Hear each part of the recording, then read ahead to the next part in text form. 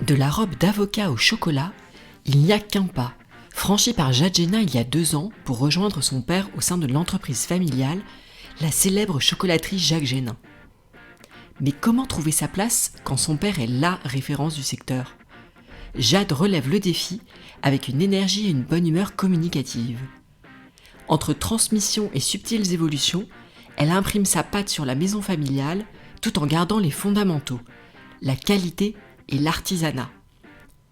Désormais en charge de l'équipe chocolaterie-confiserie, elle ne se contente pas de gérer la production, mais en véritable entrepreneur, elle réfléchit déjà à l'avenir de la marque. Loin du tout digital et des injonctions du sans sucre, elle veut capitaliser sur les boutiques qu'elle conçoit comme des temples de la gourmandise, façon Willy Wonka moderne. Vous êtes prêts à passer à table ? Je suis Adeline Glibota et voici le portrait de Jade Génin dans Girls in Food. Bonjour Jade Génin. Bonjour. Est-ce que vous pouvez vous présenter ? Alors, je suis actuellement chef chocolatière et confiserie chez Jacques Génin. Donc, je suis la fille de Jacques Génin.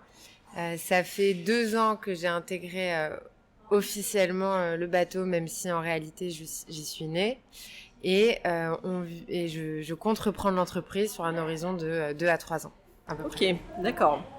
Généralement, je demande à mes invités quelle était la place de la cuisine dans leur famille quand elles étaient enfants. Ouais. Vous, je pense que la réponse est assez évidente. Ouais, mais est-ce que vous voulez développer un petit peu quand même ? Ouais, la réponse, c'est que c'était hyper central. Je pense que pendant très longtemps, et même maintenant, alors maintenant j'essaye de changer un peu, mais pendant très longtemps, ma vie et notre vie familiale était organisée autour du repas ou de la nourriture. Mm-hmm. Donc même quand on construisait des voyages, souvent on choisissait les restaurants dans lesquels on allait aller en premier. Et chez moi, alors mes parents ne cuisinent pas beaucoup. Maman parce que c'est pas son truc, papa parce que c'est son travail. Ouais. Du coup à la maison ils cuisinent pas beaucoup, mais on faisait au moins 3-4 restos par semaine. Et à chaque fois au restaurant, on parle de ce qu'on est en train de manger, mais comme si on était en train d'étudier quelque chose de très sérieux et bon, de très sympa aussi, mais voilà, quelque chose, c'est assez finement commenté, assez réfléchi.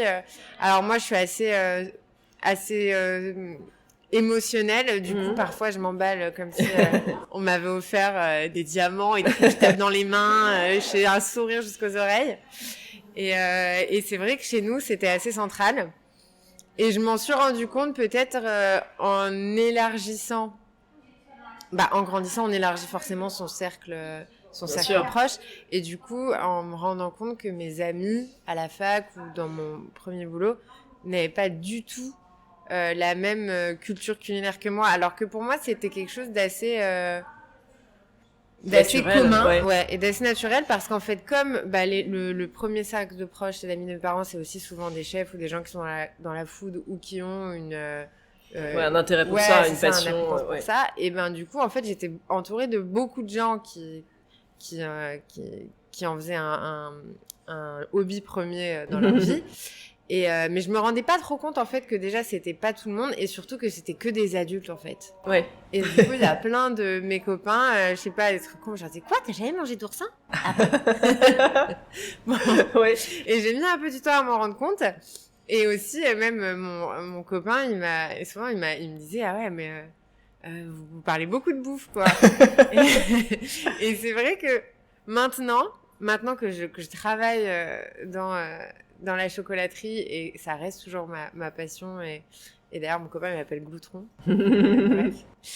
J'essaye parfois de m'en distancier un peu justement pour pas être en cercle clos. Ouais, pour pas faire ça à 100% du temps. Ouais, c'est ça. Et parce qu'il y a aussi d'autres super choses dans la vie. Bien sûr. Et du coup, j'essaye de pas forcément dans mon feed Insta avoir que des plats, des gâteaux, des chefs. Pas que des chefs, de diversifier. De pas regarder toutes les émissions culinaires qui existent, de pas lire les magazines professionnels, mais de lire du type de littérature, parce que je pense que c'est important de garder un équilibre. Et puis je pense que c'est ça aussi qui nourrit la créativité, c'est de s'ouvrir à d'autres horizons. Exactement. Si on veut cultiver sa personnalité, il faut chercher dans ce qu'on aime, mais il faut pas limiter ce qu'on aime à une chose. Bon, mais c'est vrai que c'était hyper central. Ce d'autant plus que papa, avant d'être chocolatier, il était chef. Donc il a vraiment genre une sorte de transversalité sur sur tous les domaines de la food et qui fait que à tout niveau c'était important, donc le resto mais aussi le goûter et le petit-déj et la pâtisserie et tout, donc ouais, très central. Et est-ce qu'il y avait un plat du dimanche dans votre famille? Alors il y avait pas trop de plats du dimanche parce qu'ils cuisinaient pas trop. Donc souvent il y avait le brunch du dimanche. Donc ça ouais, on allait souvent faire des brunchs plutôt à l'extérieur que sympas, ouais, d'accord. Ça. À l'extérieur dans des endroits sympas. Nous on adore les beaux buffets en brunch plutôt que les brunchs à l'assiette. Okay. On trouve ça un peu plus convivial, donc on faisait ça. Mais s'il y a un plat familial qui est, je crois, peut-être le seul plat, un des seuls vrais plats travaillés que ma mère me cuisinait, c'était le couscous. Ok. Alors c'était pas très souvent, ouais. mais voilà, quand elle voulait célébrer quelque chose, me faire plaisir, en général c'était un couscous. Ça. Ouais. Donc voilà, et c'était, si je devrais dire le plat du dimanche dans le sens le plat familial affectueux. Ouais, non, c'est ça. C'est voilà. ça en fait l'idée. Ouais. Toujours dans votre enfance, est-ce qu'il y avait un métier qui vous faisait rêver? Ouais, mais alors c'est pas hyper glam. Je voulais être caissière. Ok. Parce que je pensais qu'elle gardait l'argent. Ouais. Du coup, pendant longtemps, je voulais être caissière. Ok. Bon, et voilà. Non, mais c'est bien quand on est petit. Je me rappelle, j'avais aussi dit à ma mère une fois, je sais plus, je lui demande un truc, elle me dit non, Jade. Je dis pourquoi? Parce qu'on n'a plus d'argent. Je dis mais c'est pas grave, on va à la machine. Bon, donc hyper simple quoi dans ma tête. Et du coup, je voulais être caissière. Et après, quand j'ai un peu grandi, je crois que je passais par tous les métiers. D'accord. Je voulais faire médecin, je voulais faire styliste. Bon, avocat, ça j'ai fait. Ça vous avez fait. Ouais. Politique un moment, alors que pas du tout en fait. Ok. Mais bon, c'est normal après. Bien sûr. Tous les 6 mois, on change d'envie après. Quoi. Et votre tout premier job, qu'est-ce que ça a été? Ça peut être. Ah d'accord, ok. Ouais. Ah. Ça peut être stage, job étudiant. Ok. Alors job, mon premier emploi rémunéré. Exactement. Ok. C'était patineuse artistique dans une troupe. Ça, je ne l'ai jamais eu comme réponse, je dois le dire. Donc de mes 16 ans à mes 18 ans, j'ai fait partie d'une troupe professionnelle de patinage artistique qui était dirigée par Sarah Bidbol et Stéphane Bernadis. Ah oui, ok, voilà. Donc c'est quand même du haut niveau. Oui. Qui était donc une troupe où on faisait des tournées nationales, type genre Holiday on Ice. Holiday on Ice c'est international, nous c'était national. Et c'était vraiment chouette et je me suis bien marrée. J'avais une bonne bande de copines qui sont toujours mes copines. Et c'était vraiment cool. Donc ça, c'était mon premier emploi rémunéré. Parce que j'ai fait sport études, patinage artistique. D'accord. Et après... Vous avez tous les talents en fait. Non, pas tous. Et maintenant, je suis plus du tout sportive. C'est une catastrophe. Là, je fais du sport mercredi, j'arrive plus à marcher. Je m'assois, j'ai l'impression d'avoir 80 ans. Et du coup, c'était ça. Après... j'ai fait des études de droit et là j'ai eu des jobs un peu plus standards et mon premier stage je l'ai fait au Sénat en assistante parlementaire. Ok. Voilà, après j'ai fait différents stages dans le domaine du droit, au tribunal de commerce et après dans des cabinets d'avocats. Ouais. Et premier emploi sérieux entre guillemets, c'était dans un cabinet d'avocats qui s'appelle Latham & Watkins, qui est un cabinet d'avocats américain et qui est spécialisé en fusion-acquisition ou private equity. Vous êtes resté combien de temps dans ce milieu justement Je suis restée 3 ans. Ok. 3 ans. J'ai fait 2 ans chez Latham & Watkins, qui est vraiment une super... alors, c'est pas une boîte, c'est pas une entreprise, mais c'est un cabinet d'avocats, mais qui est un super cabinet avec une super culture d'entreprise, des gens vraiment très sympas qui en plus m'ont très bien formée avec plein de choses qui servent parce que ça apporte beaucoup de rigueur et de construction d'esprit, donc vraiment top. Et 1 an dans une banque d'affaires, donc là en finance, une banque d'affaires japonaise qui s'appelle DC Advisory. Ok. Et comment s'est faite la transition en fait? Parce qu'on voit que vous avez toujours été passionné de gastronomie, parce que vous avez été bercé là-dedans. Exact. Pour autant, vous n'avez pas choisi cette voie initialement. J'avais à quel même pas moment pensé dans mes jobs d'enfant. C'est vrai? D'ailleurs. Pas jamais. En fait, pour moi vraiment, et dans l'éducation que j'ai eue et dans le milieu dans lequel j'ai évolué, il y avait pas de sujet sur le fait de faire des études. Voilà, c'était comme ça. Les gens, c'était la norme en fait, d'aller à la fac et de. Voilà, fallait faire des études, de préférence droit, médecine, école de commerce, non post-bac ou école d'ingé. Voilà. Le reste, c'est pas vraiment des études. Bon. Donc j'ai été élevée un peu là-dedans et avec cette idée que les métiers manuels, c'est soit pour les gens qui ont du talent, et moi, on sait pas si j'en ai. Donc faut mieux pas prendre le risque. et faire des études, et soit pour les gens justement qui n'ont pas la capacité d'en faire. Donc moi j'ai fait parcours bac S dans un lycée américain, la Sorbonne, un master 2 en partenariat avec HEC, donc j'ai bien fait mon truc. Vous aviez coché toutes les cases. Ouais, j'ai coché toutes les cases et je me posais pas trop la question parce que voilà, c'était comme ça et que les personnes avec qui j'évoluais autour de moi, c'était pareil. Moi j'étais dans des lycées où les filières pro, ça n'existait même pas. Ou STG non plus, ça n'existait pas d'ailleurs, et où mes amis n'auraient jamais fait ça, surtout avant la starification des métiers de cuisine. Ça aussi, ouais. C'était quand même beaucoup moins populaire. Valorisé, ouais. Et il y avait beaucoup de gens qui considéraient pas ces métiers. Maintenant, c'est l'inverse. Et bon, parfois, sans connaître le métier derrière, nous, on a pas mal de cas de gens qui viennent et qui en fait sont hyper déçus parce qu'ils disent mais c'est ça le métier, parce c'est dur. Ça ressemble pas du tout à ce qu'on voit à la télé, quoi. Du coup, voilà. Du coup, pour moi, c'était pas franchement une option. Donc, j'ai regardé devant les options que j'avais devant moi, et le droit, ça a bien fité. Les études, c'est hyper intéressant parce que c'est quand même quelque chose d'hyper connecté à la société, le droit. Ça permet de mieux comprendre. C'est pragmatique. Ouais, ça donne plein de clés, en fait. Ça permet d'ouvrir plein de choses. Ça touche à tout parce que le droit, c'est une matière qui régule la vie en société. Bon. Et du coup, ça régule tous les pans de la vie en société. Donc, ça va du divorce au droit des affaires, au commerce maritime. Donc, on peut vraiment voir de tout. Et franchement, j'avais adoré mes études. Parce que c'est hyper intéressant. Et du coup, même là, bon, ça se passe bien. Socialement, c'est bien. En plus, moi, je suis très indépendante. Donc, l'idée de bosser avec mes parents au départ, c'était pas forcément quelque chose qui me bottait. Surtout à la sortie de la crise ado, où au contraire, on est plutôt en rejet de ce qui concerne ses parents, quoi. Donc ça se passait bien et j'ai pris mon premier job, mais toujours en ayant cet intérêt pour la gastronomie, mais sans le considérer comme un boulot, au même titre que les gens qui aiment le champagne n'achètent pas tous des vignes, quoi.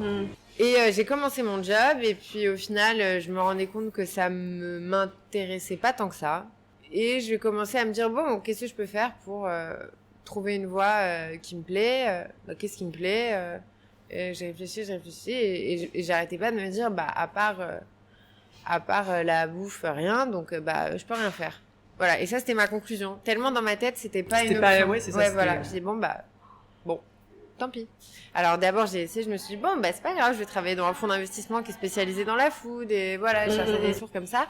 Et au bout d'un certain temps d'introspection, je me suis dit en fait, ton père il a une chocolaterie, t'adores la chocolaterie, c'est assez évident, quoi. Mais parfois c'est dur de faire ce cheminement interne, et quelque chose d'hyper évident, on n'y pense pas, et après une fois qu'on y a pensé, on se dit oui, génie, quoi, genre t'as mis 3 ans, bravo.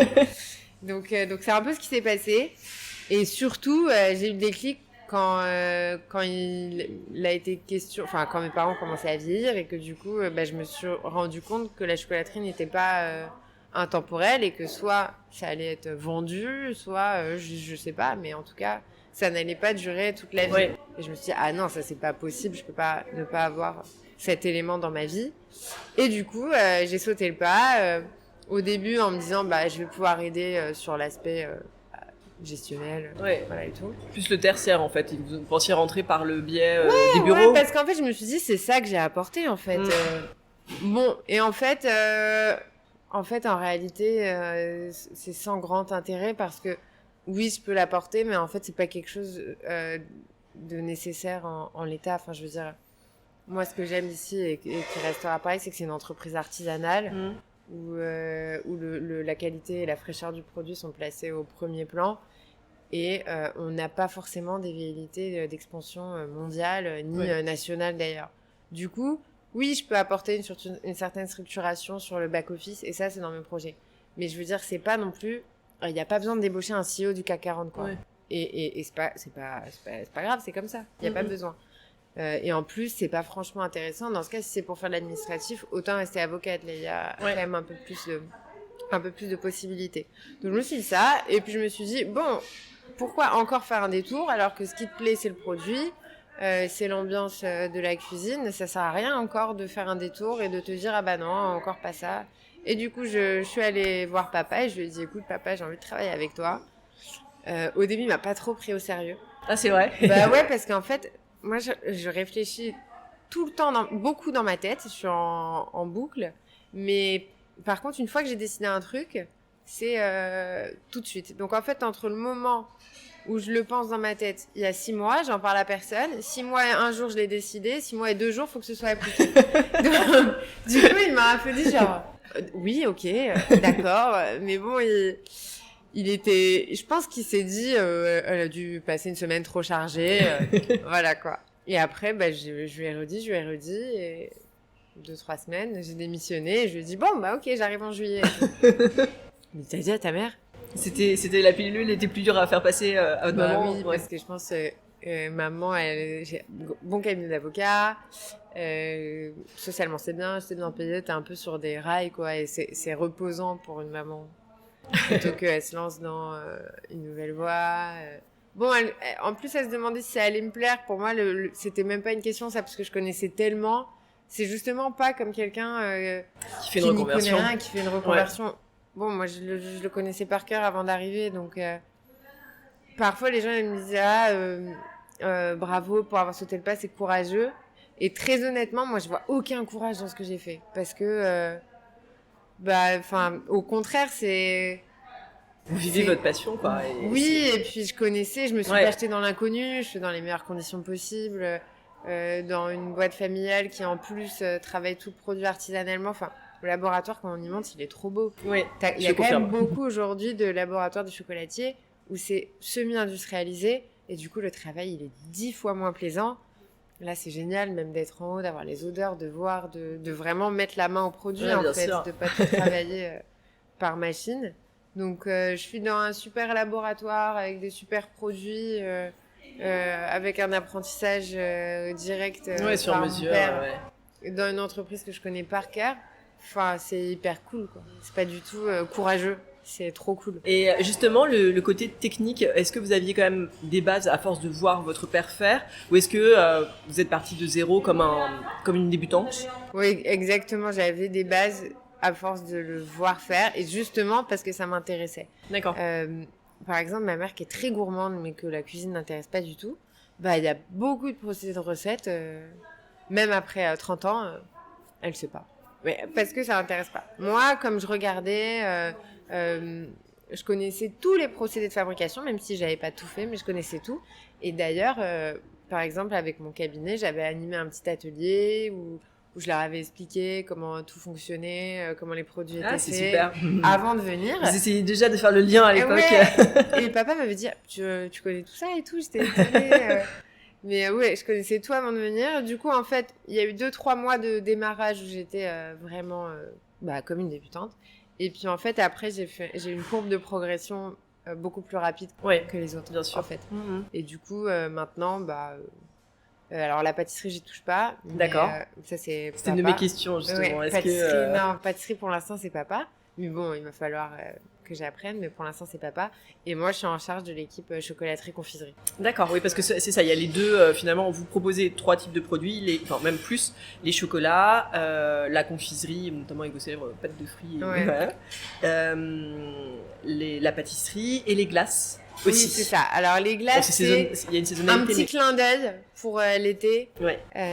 Mais c'est pas notre cœur de métier, évidemment. Non, mais elles font partie du panel. Et moi, c'est vraiment quelque chose que, par la suite, j'ai envie d'accentuer et de mettre en avant.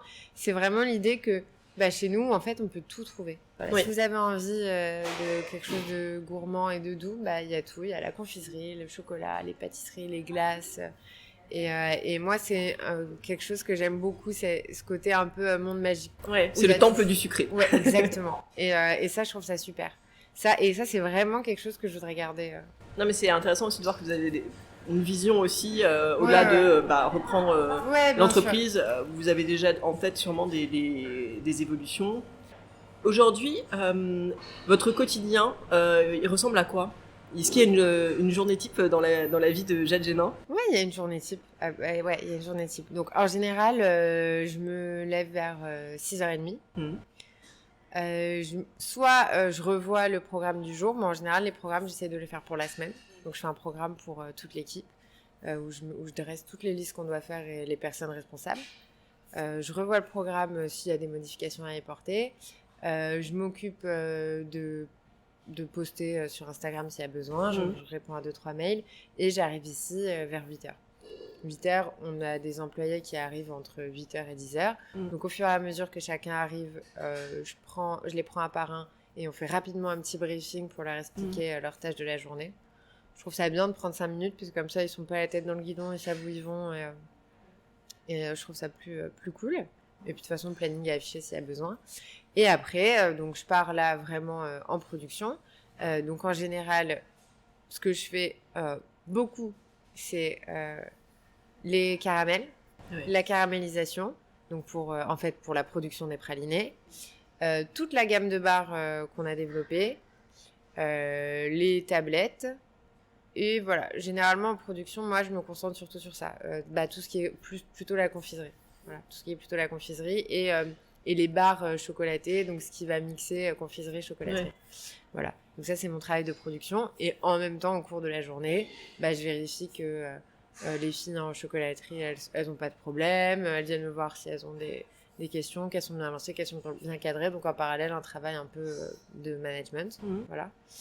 Et après, en général, on termine la journée autour de 19h. Ok. Et voilà. Donc ça, c'est une journée type très classique, sans interview, par exemple. Voilà. Vous nous l'avez dit tout à l'heure, vous envisagez de reprendre l'entreprise à horizon 2-3 ans. Oui, c'est ça. Vous, donc ça demande aussi une vision du marché au-delà de la vision entreprise.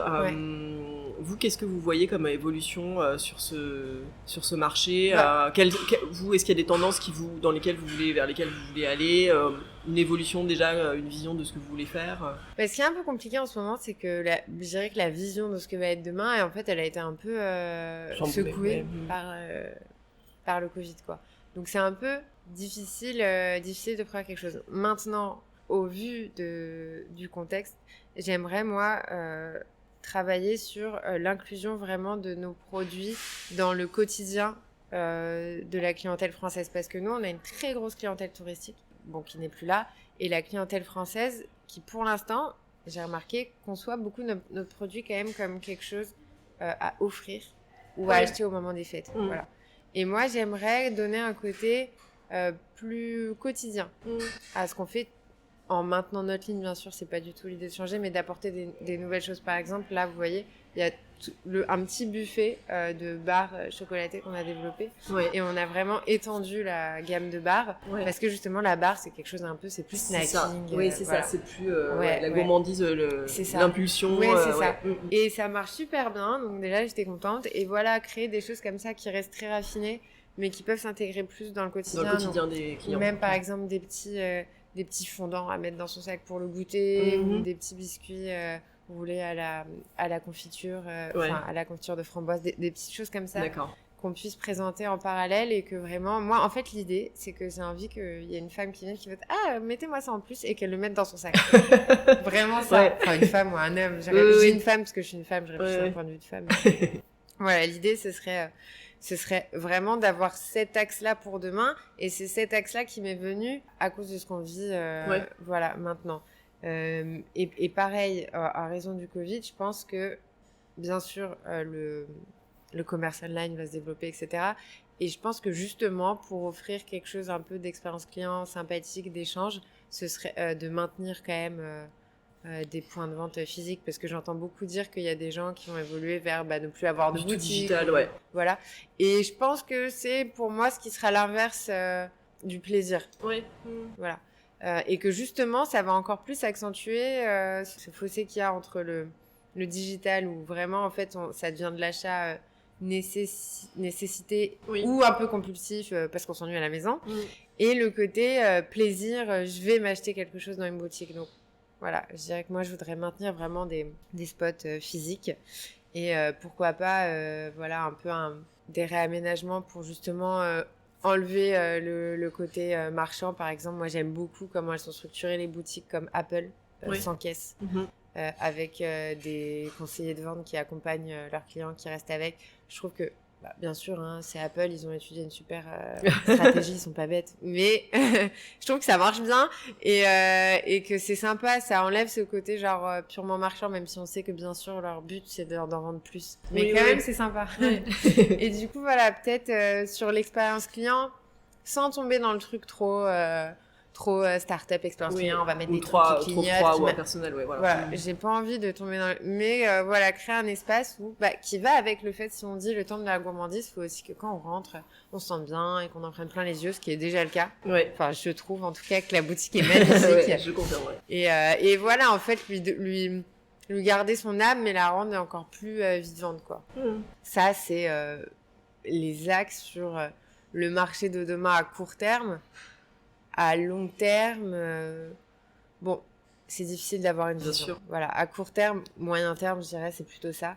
Après, sur tout ce qui va être orientation type, on parle beaucoup du bio maintenant. Alors ça, nous, c'est pas quelque chose dont on se sent vraiment concerné. Pourquoi ? Parce qu'on a des produits d'excellente qualité, qu'on choisit nos produits avec attention, que quasiment tous nos fournisseurs sont des fournisseurs français ou européens, choisis avec soin, donc qui ont une agriculture raisonnée, mais qui n'ont pas forcément le label bio. Oui, d'accord. Voilà, donc nous, le label bio, c'est pas quelque chose vers lequel on s'engage du tout.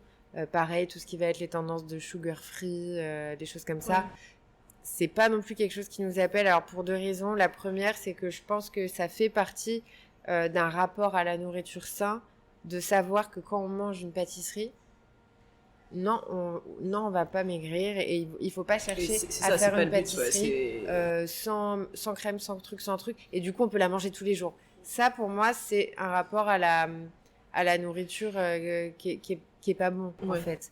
D'avoir cette espèce de truc de vouloir pouvoir manger tous les jours, c'est pas bon, en fait. Donc, il faut avoir conscience que quand on mange une pâtisserie, ça va pas faire maigrir. Par contre, quand on mange nos pâtisseries, nos gâteaux, nos chocolats, il y a aucun ingrédient mauvais. Il n'y a pas de colorant, il n'y a pas d'additif, il n'y a pas de conservateur. Ouais, ça, c'est important. On va pas s'abîmer la santé. On va pas maigrir. Non. Mais c'est un moment de gourmandise. Voilà, en fait, il faut en profiter pleinement. Voilà, il faut en profiter et c'est exactement ça. Donc, toutes ces tendances sugar free, etc., ça m'intéresse pas. Ce d'autant qu'en plus, de manière assez naturelle depuis toujours, nos produits, ils sont très peu sucrés. Par exemple, dans nos ganaches, il n'y a pas de sucre. Donc, ça c'est intéressant. Mais naturellement, parce qu'il n'y a pas de sucre ajouté, il y a toujours du sucre dans le chocolat, mais il n'y a pas de sucre ajouté parce que par goût, on trouve qu'il n'y en a pas besoin. Donc quand il n'y en a pas besoin, c'est super intéressant. On n'en met pas.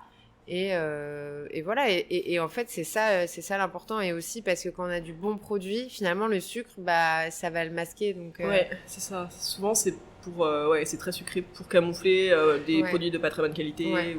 Exactement. Donc ça, pas forcément quelque chose qui m'intéresse. Après, les autres choses, comme par exemple, je sais pas, le gluten free ou le dairy free, ça, ce sera pas un cheval de bataille, mais je trouverais ça intéressant si quelqu'un appelle, qu'on puisse lui proposer une alternative.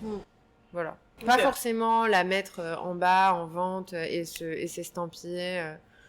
Voilà, mais que si quelqu'un appelle et qu'il dit qu'est-ce que vous avez en gâteau sans gluten, qu'on lui dit on peut vous faire ça, même si on lui fait vraiment. Ça me fait penser à quelque chose, c'est vous souhaitez vous orienter sur cette voie-là du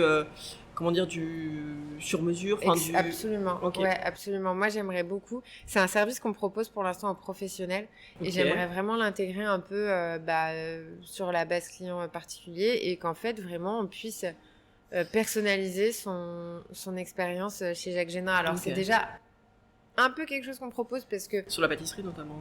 La pâtisserie sur commande. Et les boîtes de chocolat, elles sont... On les fait quand on vient en boutique, on choisit ses parfums et tout. Mais j'aimerais que si quelqu'un, par exemple, s'ils prennent X temps à l'avance, je sais pas, qu'ils puissent dire moi j'aimerais bien tel parfum et peut-être avec un décor rouge et pareil que en pâtisserie, si on s'y prenne suffisamment à l'avance, ils puissent avoir quelque chose de personnalisé aussi. Et je trouve que c'est sympa parce que c'est vrai que c'est des cultures qui existent dans la fashion, par exemple. Absolument. Je trouverais ça sympa de pouvoir l'avoir aussi dans la gastronomie.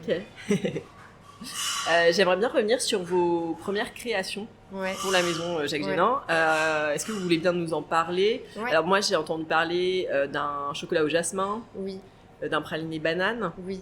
Est-ce que... Alors, J'aimerais bien savoir comment vous les avez créés, qu'est-ce qui vous a inspiré, qu'est-ce que ça vous a fait aussi de voir vos premières créations dans la boutique, disponibles pour des clients qui vont les acheter, les choisir.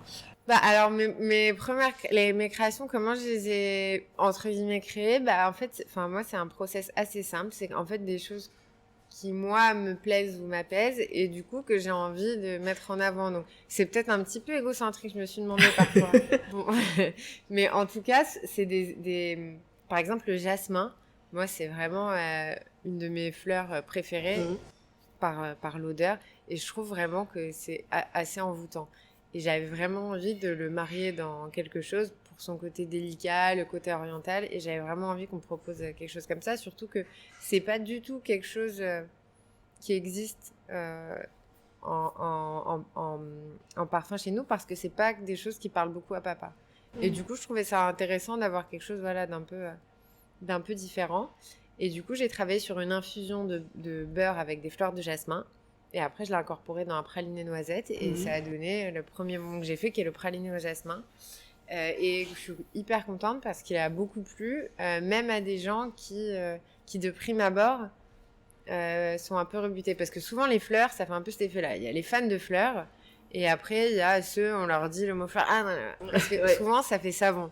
Et du coup, c'était intéressant d'avoir un produit où il y avait pas mal de gens qui partaient avec des a priori et qui finalement marche plutôt bien.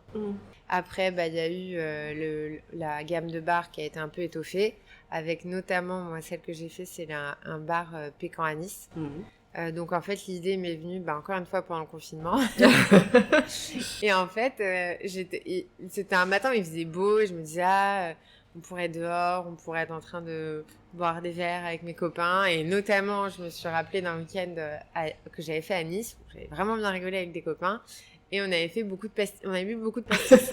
Et je m'étais dit, ça serait marrant d'intégrer le pastis, le goût anisé, dans un chocolat. Et en fait, c'est parti de ça.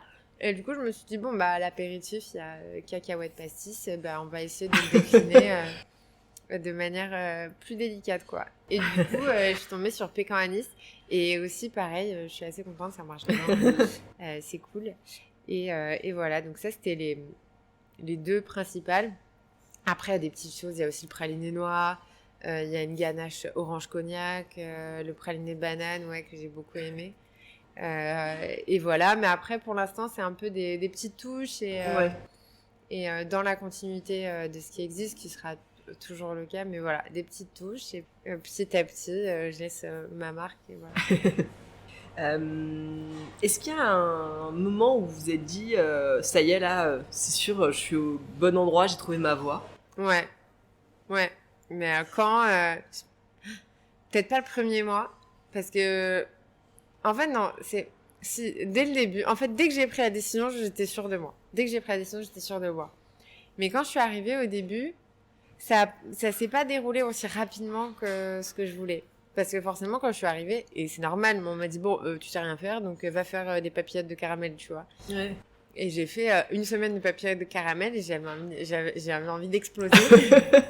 Pas parce que moi, j'en fais encore des papillotes, mais juste parce que, en fait, j'avais le sentiment que, on me laissait pas faire, alors que il y avait des choses que je savais faire, parce que je les avais fait même avant de travailler. En venant aider les week-ends, en venant l'été, et je disais, mais ça, je sais le faire, je l'ai fait avec toi 10 fois, tu vois. Des petites choses, des tablettes. Les tablettes, c'est vraiment, c'est une des premières choses qu'on apprend même aux stagiaires, c'est vraiment pas compliqué. Et du coup, je disais, mais j'en fait 15 000 fois des tablettes, laisse-moi faire des tablettes. Et du coup, au début, ça me rendait folle, mais je me disais pas, je me suis trompée.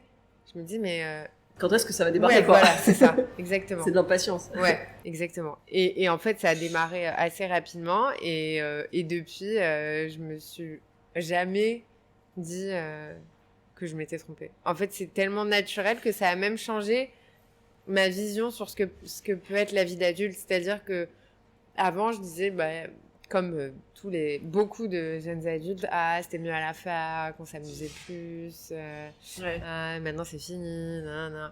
Et maintenant, je me dis plus du tout ça, en fait. Ouais, ça remet un peu en perspective votre première vie professionnelle, où il y avait vraiment le boulot qui était... Ouais, c'est ça. Et je me disais, c'est pas fini. forcément À ouais, c'est ça. 24 ans. C'est chaud. Non, mais dur, ouais. Non, mais c'est vrai que c'est chaud, dur. Il y a plein de gens qui sont dans ce cas en plus. Ouais. Et ouais, ce que mon copain appelle tout le temps le tunnel. C'est le ça. tunnel, ouais. C'est Non, horrible. C'est triste, ouais. Bon, et maintenant, je suis plus du tout là-dedans et je me dis, en fait, je me dis plus rien. Et c'est trop agréable parce que c'est vrai que je sais pas si c'est moi ou je pense que c'est notre génération parce qu'il y a plein d'articles tout le temps dessus. On se pose toujours 1 milliard de questions. Ouais. Voilà. Et en fait, je m'en pose plus trop. C'est reposant aussi. C'est trop reposant. Ouais, c'est hyper reposant. Ouais. Est-ce qu'il y a une rencontre décisive dans votre vie? C'est compliqué ça comme question. Non, ça dépend à quel niveau. Je dirais, si je vous réponds maintenant, je dirais la rencontre décisive de ma vie, c'est la personne avec qui je vis. Professionnellement, il y a des gens qui m'ont conseillé, des gens qui m'ont aidé, donc ça aurait été varié. Honnêtement, je pense pas. Je pense que les personnes les plus décisives de ma vie, c'est mes parents et la personne avec qui je vis. Ok. Alors là, Pâques approche. On est quelques semaines avant la période phare pour les chocolatiers. Est-ce que vous voulez bien nous parler justement de la manière dont vous préparez cette période? Ouais. Qu'est-ce qui est au programme ouais. Alors au programme, c'est beaucoup de peinture. On fait beaucoup de peinture à Pâques, c'est vrai. En fait, pendant 3 semaines, là, ce qu'on va faire, c'est que tous les jours, alors on a préparé un peu des stocks justement pour pouvoir faire que ça. Tous les jours, on va peindre les moules de Pâques, donc des poules, des œufs, des baleines. Donc on va peindre tous les moules avec du beurre de cacao dans lequel on incorpore des pigments liposolubles naturels et on peint un moule vraiment comme on peindrait une toile. On attend que ça sèche, que le beurre de cacao refroidisse et après on les moule. Donc on coule du chocolat, on attend que ça prenne, on démoule et en fait là on a un transfert de la peinture qui nous fond du moule sur le chocolat avec un aspect vraiment lac brillant qui est donné grâce au beurre de cacao. Et ça, c'est vraiment un peu notre spécialité, la couleur, c'est toujours ce qu'on fait à Pâques. Une fois qu'on a fait ça, on colle les 2 moitiés du moule ensemble et voilà. Et après, repeat. On peint le moule, on le moule, on les colle, on peint, on moule. Donc on va faire un peu ça. Mais moi j'aime bien. Papa, il en a un peu marre de peindre des moules, mais ça fait trop longtemps qu'il en peint, mais c'est sympa, il y a de la couleur, en plus je pense que ça va faire du bien là, si, voilà, d'avoir on a besoin, un peu des couleurs, moi j'aurais demandé plein de couleurs vives, vous avez pas du vert pomme, mais donc voilà, on va surtout faire ça, et puis c'est cool, ça rythme, c'est des moments qui rythment l'année, même si, bon, je trouve que c'est un peu toujours les mêmes. En chocolaterie, c'est un peu le problème, quoi. Mais vous allez réinventer ça, je suis sûre. J'aimerais bien. Pour sortir à la fête des mères, Saint-Valentin, Pâques, Noël. Vous avez quoi comme bûche? Mais c'est normal, mais c'est vrai que ce serait cool d'avoir d'autres tempos, quoi. Surtout quand on est dans une ville comme Paris, où il y a 1000 cultures, 1000 événements, 1000 occasions à célébrer. C'est trop dommage d'opportunités aussi, de créativité. Jade, on va passer à la deuxième partie de l'interview qui est consacrée aux femmes et à leur place dans le monde de la gastronomie. Ouais, super. Est-ce que selon vous, le fait d'être une femme a eu une incidence sur votre parcours professionnel? Alors moi, je dirais que pas sur le mien. Après, je suis pas forcément un cas identifiable aux autres, c'est-à-dire que moi j'ai commencé mon job dans un cabinet d'avocats américain où ils sont à la pointe de tout ce qui est d'égalité, de politique de non-discrimination et de bien-être du salarié au travail. Donc franchement, ils sont exceptionnels là-dessus. Donc vraiment, chez eux, c'est des non-sujets. D'accord. C'est des non-sujets. Et c'est vraiment quelque chose, moi... En fait, j'ai envie d'instaurer ici une politique de ressources humaines qui est copier-coller de ce que j'avais dans ce cabinet, qui était vraiment... c'est intéressant. Ouais. Du coup, j'ai eu quand même la chance d'être dans un univers hyper sympa. Et après, je suis arrivée dans un univers familial où, non, on va pas me discriminer parce que je suis une fille. Non, bien sûr. Voilà. Donc, moi, j'ai pas eu d'incidence, mais...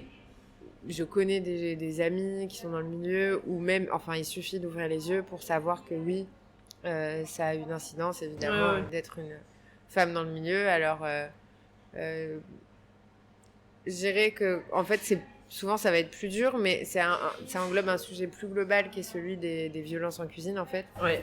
voilà, tout à fait. qui est général et qui est pas du tout dirigé qu'envers les femmes, mais qui se dirige envers les femmes d'une manière différente de celle destinée aux hommes, mais qui est un sujet absolument mixte et qui est d'ailleurs le sujet fondamental, quoi. Ouais. Mais je sais que pour pas mal de copines, ça a pu être un peu dur. En fait, je pense que même si on n'a pas été victime de violence directe, ça peut être dur en termes de questions d'identité, parce que comme c'est un milieu encore très masculin, bah souvent, mais même je vois, moi, les petites jeunes qui arrivent, souvent, elles veulent jouer les bonhommes. Ouais. Alors adopter des codes masculins pour aussi c'est ça, pour se fondre, quoi. Ouais. Alors moi, ici, j'essaie de leur dire, bon, ça, ici, ça sert pas. Et puis, c'est pas ça qui te fera briller, parce que, en fait, c'est pas ton atout. Essayer d'être quelqu'un d'autre, c'est pas ton atout. Donc, essaye de montrer ce que toi t'estimes de valorisable chez toi, et c'est ça qui... C'est un super conseil, je pense. J'essaye. Et après, pareil, je leur dis, s'il y a des problèmes dans les boîtes, vous devez vous faire respecter. Donc, et le seul moyen, quand on est face à une situation comme ça, c'est de partir. Il faut pas avoir peur de se dire on va pas retrouver autre chose, parce que vous allez retrouver autre chose. Mais si vous restez dans un endroit comme ça, vous allez pas avoir gain de cause si vous faites la forte tête. On le sait, c'est vous à l'échec. Et par contre, si vous restez, vous allez vous abîmer. Vous allez vous abîmer. Donc franchement, ici, là-bas, n'importe où, si ça va pas, on s'en va. Voilà. Moi, c'est toujours un conseil que je donne à tout le monde, aux filles ou aux hommes. Ouais. Si ça va pas, on s'en va et on trouve ailleurs. Et alors, je vous pose une question que je pose généralement à mes invités, mais là j'ai la réponse. Est-ce qu'il y a beaucoup de femmes dans votre environnement professionnel? J'ai visité le labo et j'ai vu moi-même. Tous les employés en laboratoire de production sont des femmes. Alors, ça n'a pas toujours été le cas. Il y a toujours eu une bonne prépondérance de femmes quand même. Mais l'année dernière, on avait 2 employés hommes qui sont partis. Là, en employé, on n'a que des femmes. En apprenti, on a 2 jeunes hommes. Mais c'est tout. Donc oui, on a vraiment une prépondérance de femmes. Et ça se passe très bien. Il n'y a pas les clichés, il n'y a pas de crépage de chignon. Voilà, c'est un pur cliché. Et ça se passe super bien, et tout le monde a la force de tout faire. Donc, non, mais c'est bien la preuve en fait que les femmes peuvent absolument avoir leur place. Absolument. Après, moi, ce que je dis souvent, c'est pas une question de homme ou femme. C'est vrai qu'il y a des tâches physiques et difficiles, mais il y a aussi des hommes qui vont pas réussir à les faire. Bien sûr. Des mecs, voilà. Et après, il y a des femmes qui vont arriver à faire ces tâches physiques et difficiles, mais il n'y a pas que ça. Donc en fait, c'est chacun ses forces. Et à l'inverse, il y a des tâches où il faut être très minutieuse, très délicate, d'autres où il faut être très rapide, d'autres où il faut être bien organisé. Et en fait, tout le monde n'a pas les mêmes capacités. Donc c'est bien génial. sûr, il faut avec ses talents. Oui, c'est ça. Donc moi j'ai une de mes employées, je l'appelle Speedy Gonzalez. Elle est rapide, donc je la mets sur toutes les tâches où il faut être rapide, et ben tant pis si elle lève pas une cuve de 9 kilos, je m'en fous. En attendant, elle est trop rapide sur d'autres trucs, quoi. Est-ce que vous auriez un conseil à donner à une femme qui nous écouterait et qui souhaiterait à son tour en fait travailler dans la chocolaterie? Déjà, elle peut venir chez nous. Et sinon, plus sérieusement, c'est donc ce que je disais tout à l'heure, que si on... essayer de pousser les portes, et que si quand on pousse une porte, ça fonctionne pas, même si c'est un super lieu, un super endroit, on s'entête pas, et on s'en va. Après, attention, il faut pas confondre difficulté du travail, parce que c'est un travail physique, c'est un travail faut le redire. lourd, c'est un travail répétitif, c'est un travail artisanal, et c'est un travail aussi où il y a beaucoup de tâches comme le ménage. Le ménage, c'est un tiers de notre travail, faut pas croire. Oui, tous les soirs on nettoie l'égout, ça fait partie du travail. Donc il faut pas confondre difficulté du travail et environnement toxique. Mais dès lors qu'on est dans un environnement toxique, pour moi, faut jamais essayer de jouer la plus forte. Voilà. Bon, après, peut-être qu'il y aura, ou ça leur passera vraiment au-dessus, et dans ce cas, tant mieux pour eux. Mais donc voilà, de faire ça, de pas se dire que on n'a pas fait le parcours qu'il faut, parce que ça, Bon, déjà, aujourd'hui, on le sait, il y a quand même plein de reconversions. Bien sûr. Et même moi, avant de me reconvertir en chocolat, parce que j'imagine qu'il y a plein de gens qui vont dire « Ah oui, mais pour elle, c'est facile, puisque son père, c'est Jacques Génin. » Oui, c'est vrai. Mais avant, donc j'étais avocate, et avant de venir en chocolaterie, je suis passée en finance. Donc en banque d'affaires, mais version finance, pareil, pour faire des fusions-acquisitions. Normalement, c'est des choses pour lesquelles il faut des grosses écoles de commerce, des stages. Moi, j'étais avec des gens qui avaient fait ESSEC, Dauphine, HEC en banque d'affaires. Ouais. Et pourtant, moi, j'avais un diplôme d'avocat. Donc, ça n'a aucun rapport. Et pareil, c'est une question de... Pas que, mais c'est aussi une question de savoir ce qu'on veut et faire en sorte de pouvoir l'atteindre. Moi, quand j'ai fait cette reconversion, mais de droit à finance, au début, j'ai accepté de repasser stagiaire, alors que j'avais un bac plus 5, 3 ans d'expérience en droit, un super bon salaire, et je suis passée d'un super bon salaire à un salaire de stagiaire. Ouais. Bon, voilà. Je dis pas que c'est facile, je dis que c'est possible. C'est possible, ouais. Parce qu'après, tout le monde n'a pas la même chance, tout le monde n'a pas les mêmes circonstances, mais c'est possible. Il y a certains sacrifices, on les accepte pas. Si on les accepte pas, bon, c'est sa honte. Pour finir sur ce sujet, est-ce qu'il y a une ou plusieurs femmes qui ont compté dans votre parcours professionnel ? Ça peut être des femmes avec qui vous avez travaillé ou des femmes qui ont été des sources d'inspiration. Ouais, alors forcément un peu source d'inspiration à Anne-Sophie Pic, forcément, parce que il y a quelques similarités. Donc elle a fait une école de commerce, après elle est venue travailler avec son père, et il y a cette espèce de... Quand on reprend une affaire familiale, il y a forcément un peu un truc où au début, avant qu'on ait vraiment fait ses preuves sur le long terme, on est toujours un peu dans une position où si on fait un truc bien, c'est grâce à papa, et si on fait un truc pas bien, c'est parce qu'on n'est pas comme papa. Ouais. Bon. Et c'est un peu... bon, forcément, c'est pas hyper agréable, quoi. Et du coup, souvent, en ligne de mire, je me dis, bon, Sophie Pic... Désolée, moi je connais même pas son père. Non, elle existe par elle-même en fait. Ouais, c'est ça. Alors que bon, c'était pareil, elle a repris et puis elle a fait ses preuves. Donc voilà, donc un peu un sujet comme ça. Et puis pareil aussi même sur le plan perso, en tout cas en image, elle a l'air très soudée avec son compagnon et c'est super parce que pour moi tout dans la vie c'est une question d'équilibre. Donc être super chef, c'est top. Mais pas au prix de la vie privée, de l'épanouissement personnel, parce que sinon, pour moi, c'est pas une réussite. Voilà. La seule réussite de se dire je suis le meilleur, c'est vide de sens, quoi, s'il y a personne avec qui partager ça. Ouais. Donc ouais, Anne-Sophie Pic, top. On va passer à la dernière partie de l'interview, donc le questionnaire Girls in Food, des questions pour mieux vous connaître. Quel est votre dernier coup de cœur food ? Coup de cœur food... Alors, est-ce que ça doit être un plat ou un chef ? Ça peut être ce que vous voulez, ça peut même être un livre, ça peut être un vin, ça peut être un resto, ça peut être ce que vous voulez. Ok, alors, le dernier effet waouh que j'ai eu, c'était quand je suis allée manger avant que ça ferme, à la table de Bruno Verjus. Ok.